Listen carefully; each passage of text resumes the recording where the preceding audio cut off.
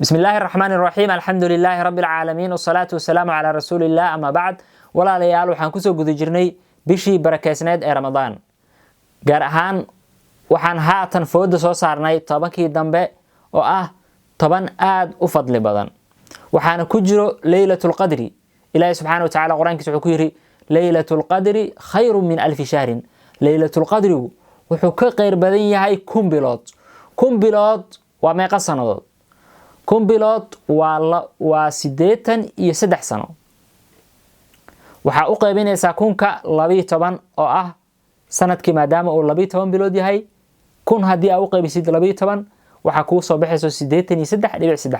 waa 83 sanadood iyo jajab habeenkaas kaliya cibaadada la cibaadeysto waxay ka fadli badan tahay 83 sanadood cibaadada la cibaadeysto oo aan laylatul qadr ku jirin qaf markaasi cibaadaystay ama waafaqay laylatul qadriga ayaa wuxuu ka qeyr badan yahay qaf 83 sano jir ah laakiin laylatul qadri aan waafaqin marka habeenkaasi qeyrka badan walaalayaal aan ku dadaalno oo aan ka faa'iideysano nabiga wuxuu yiri sallallahu alayhi wa sallam iltamisuha fil 10 al-awaakhir wa fi layali al-witr karaadiya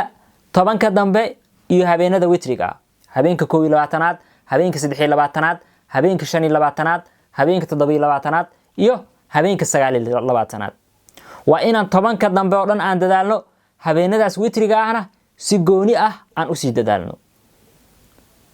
nabiga wuxuu ahaa sallallahu alayhi wa sallam sida ay noo sheegtay ummuna Aisha tobanka dambe hadii la galo kaan rasuulullaahi sallallahu alayhi wa sallama idha dakhala al-'ashru shadda mi'zarahu wa ahya laylahu wa ayqadha ahlahu tobanka dambe hadii la galo wuxuu ahaa mid hoos guntigiisa adkaysta hoos guntiga sidoo adkaysanaya laba arin way ihtimaalaysaa ima inuu markaasi oo dumarka iyo jimaaca iyo waxyaabas ka fogaan jiray iyo dadaalka oo dadaali jiray nabiga ay ihtimaalaysaa wa ahya layla habeenkiisa uu nooleen jiray 20 ka hore ramadaan marna uu jiifan jiray marna uu cibaadeysan jiray laakiin tobanka dambe habeenka oo dhan uu nooleen jiray wa ayqada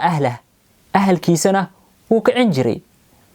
Aisha radiyallahu anha waxay weydiisay arayta in waafaqtu laylatul qadri ma aqulu fiha hadii aan waafaqo laylatul qadriga maxaan dhahayaa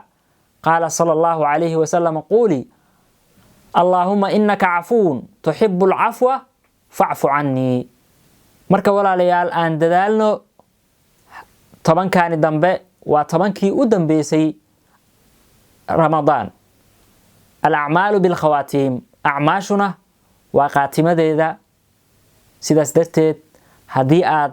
gaabisay 20kii hore hadda tobankan dambe dadaal hadii aad soo dadaaleysana cibaadada iyo dadaalkaaga sii wad oo hays dhiganin kalimadeena inta ay noogu egtahay wassalaamu alaykum wa rahmatullahi wa barakatuh